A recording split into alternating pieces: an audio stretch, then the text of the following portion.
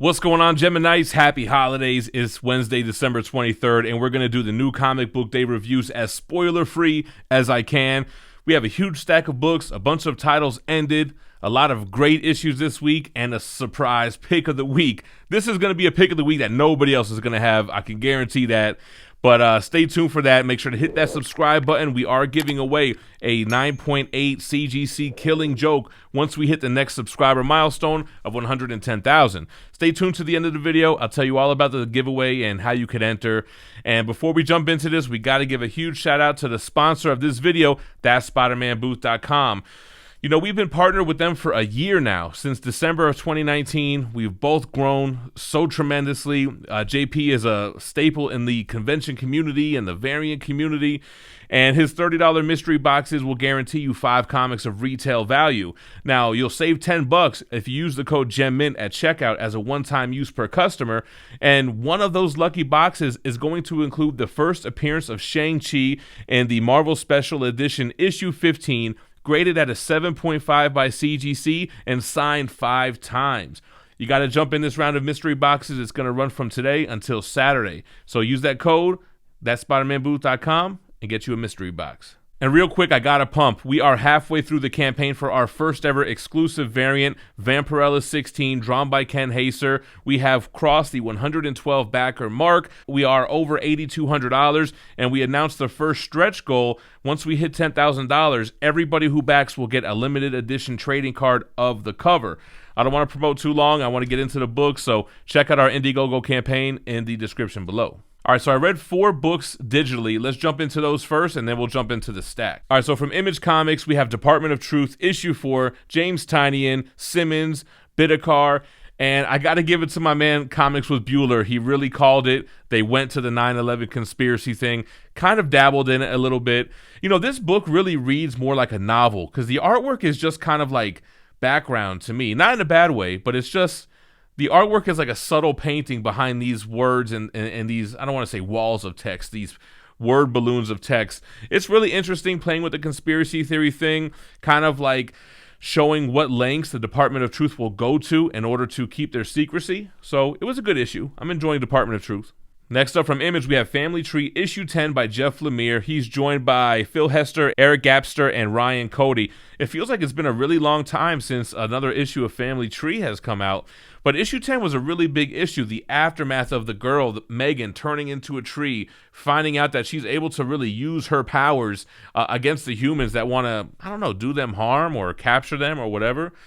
I like the gritty art style. It's got like that tree-like artwork. Like the line work is jagged and rugged like a tree branch. I don't know if that's intentional, but that's kind of the vibe I got from it. Family Tree is in the midst of their action-packed part, right? It's not like an origin story. It's not any kind of foreshadowing or flashbacks. Like, they're in the mix right now, and it's really exciting. I love Family Tree, and Jeff Lemire, one of my favorite writers right now. All right, we're still rocking with Image. We have Scumbag issue 3 by Rick Remender. He's joined by Powell and Denisio. I really liked Scumbag issue 1. I really liked the main character, but I don't really like where Rick's going with the villain here, man. He's going for like this super fascist Nazi type of right-wing villain. And what's funny is like he tries to write him in a negative light, but I feel like sometimes when he's writing the character, he doesn't sound too crazy. You know what I'm saying? So I don't know. I just feel like it's trying to embody the whole political war that's going down in comics right now. So I'm not really digging that aspect, but the cover art is amazing. The interior art is super well detailed. And it's funny because like I kind of feel like he's making a statement with the villain, but like the main character is like a scumbag. I don't know. I don't really get it. It sounds kind of weird to me. And then we got Spawn 313, Todd McFarlane. You got the record-breaking comic, big banner across the top. That's something that I would do. I love the showmanship and like braggadocio. Is that how you say it? Anyway, Todd McFarlane and Carlo Barbin. Yeah, I like Spawn, man. This is like more focused on the gunslinger Spawn, get an interaction with she Spawn, and she kind of I don't know, he's from the past, right? He's from old Western days where women didn't really stand up to men or come in riding on steel horses. So there was kind of a little misogynistic take on this issue. But it was a good issue. You know, Spawn's still babysitting Cygor and Overkill. I don't know what's going on with that. It's kind of like, let's move it along a little bit. And then we get this character from the cover. I forget his name, man. Something with a P? Not Parasite. Something. Anyway, we get an introduction of like this hulking Spawn character, which is really just right at the end, but very well drawn issue. You know, you got to love the artwork in Spawn, and a fun issue. All right, so now we can move on to the physical copies. For whatever reason, Gideon Falls wasn't a part of like my early PDF pack. I guess they were like, man, we don't want anyone to leak the ending of Gideon Falls issue 27. Andrea Sorrentino, Jeff Lemire, Dave Stewart, the last issue, the oversized issue.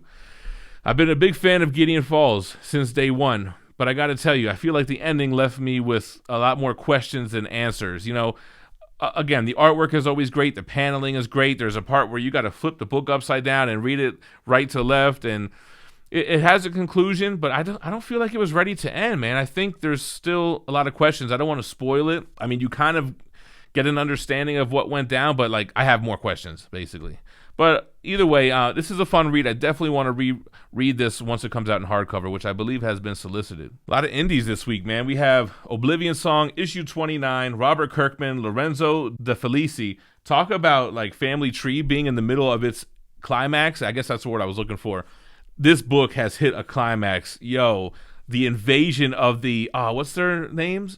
Kuthal? Is that the alien? The invasion, them coming to Earth, they can't get rid of the growth that's happening in Oblivion, so now they're looking to take over Earth. Awesome, showing their technology, showing how powerful they are, how much more advanced they are than us, and the humans are scared. But there is some kind of plan here. We don't know what it is yet, but I'm interested to see how we're going to combat this alien threat, and I'm definitely excited, man. I'm loving me some Oblivion Song. All right, now we're on to IDW. We got Sea of Sorrows, issue 2. Who is this? By Doak, Cormac, and Birch. So I really liked issue 1. Issue 2 was okay. I mean, this is basically like Plunge from Hill House Comics, but it's more of like these crews trying to retrieve the gold from this sunken submarine that's like on this weird cliff. Like they can't really just go in there and take it out. It'll fall under and go so deep in the sea where you can't really dive because of pressure. There's a supernatural vibe going on here. I do like the artwork, very dark. You feel like you're almost in space, but it's like an underwater tale. It's okay. I mean, I'm going to keep up with it. It's an interesting story. I just wish issue 2 would have done something. It didn't really do anything. All right, and then we're moving over to Boom Studios with Something is Killing the Children. James Tynion in the 4th once again with Werther Dell'Edera and Mikel Muerto. So issue 13. So this was an exciting issue. A lot of nice art, big art, splash pages, and Erica Slaughter's family or crew or whoever, her clique, finally coming through and wrecking shop and kind of asserting their dominance here, showing little regard for human. Only really thing they care about is killing these monsters, but it seems like they don't mind killing some humans as well. Always a great read, great art style, great atmosphere, and fun dialogue. So always one of the books I read first when I get my pull. All right, then we're moving to Exo Manowar issue 3 from Valiant. This is by Dennis Hopeless, Emilio Leaizo, Ruth Redmond, Hassan Oatsmain Ilejo. Sorry if I pronounced any of that wrong, but Exo, my favorite superhero from the Valiant universe. I'm digging the new ongoing. You know, I felt like issue 2 didn't really do much. This one I think was exciting. You have this Tony Stark type of character, this benefactor that's also in Eric's ear. Wow.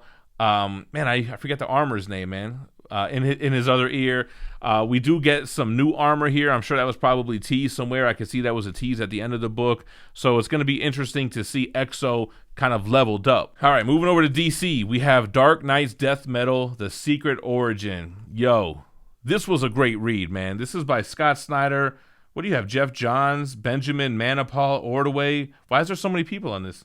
Pelletier, Friend, Rapmund, Barreto, Herring, Hi-Fi, and Lucas. I mean, it's not like a bunch of short stories. It's one story, but it really tells the story of Superboy Prime, like his origin, tying into the Crisis on Infinite Earths and how he's the Clark Kent from the world where he doesn't have powers and comic books exist, and he's reading a comic book, DC Comics Superman, and I really like how they delved into his backstory, and then him fighting the Batman Who Laughs, who's trying to recruit him into his army of Supermen. Amazing artwork, big explosive pages. I'm not really a big fan of all these death metal tie-ins. This one was really good. All right, then we got Batman Beyond, the 50th and final issue by Dan Jurgens, Chen, Parsons, and Sotomayor. Yo, I really like this issue a lot. I think this was like my favorite issue of Batman Beyond.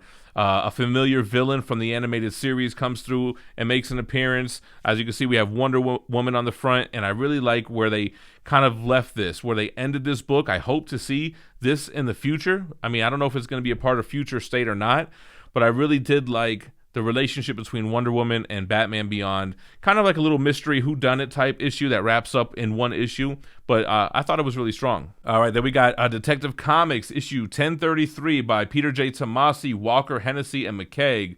Let me tell you something. I think I like the Detective run better than Tiny's run, better than Joker War, better than the Batman ongoing. I feel like this is a stronger title. This is like a sequel to Hush. This little story arc in this issue right here, I thought it was really well done. I love the rekindling relationship of Batman and Damian Wayne. This is like solidifying my love for Damian Wayne as my favorite Robin, especially the tie-ins to Tynion's run with the death of Alfred and things like that. So I thought it was a really powerful issue. Big art pages here. I mean, they fill the page up with art. It looks great. And I thought it was a touching, big issue. All right, let's jump into Endless Winter. So there's 3 parts because I missed the Teen Titans tie-in from last week, which is just a special issue number 1. Same creative team on this whole run: Landing Mars, Marino Smith, Santucci, Hi-Fi, and Prianto. So this issue was pretty weak, especially the Teen Titans part. Like, all these issues kind of have a flashback of the Frost King in his human form with powers, and then kind of tying it into what's happening in the real world. I think the big takeaway from the Teen Titans issue is Donna Troy's epiphany that this all sounds really familiar. It sounds like an old like fairy tale that I was taught to as a child. So that kind of ties into everything else. It ties into the part 7, which is Justice League Dark, issue 29. I really like this issue, but I think I'm really just a sucker for anything Swamp Thing. And when they bring him in as this Earth elemental that really is so powerful, and this big huge shot, well detailed of like the plant life and everything, I just thought it was really great. And it tied into obviously the next part 8, with Black Adam. Now this issue was really good as well. You have it flowing over from Justice League Dark. We find out that Black Adam has a history with the Frost King, so that's really cool to see the flashback plus the modern time. And this is going to wrap up pretty soon. We kind of can tell by reading this story what the Frost King's weakness is, if that's what you want to call it. But you know what? The event's actually turning out to be a lot better than I thought it was starting out. I mean, it does have like this soulless ice creature army, disposable army. But I do like a lot of the stuff regarding Swamp Thing and Black Adam and the actual Frost King character. Moving over to Marvel. All right, guys, it's back. Our pick of the week. Weakest book easily this week. Excalibur by Howard, Toe, and Arciniega.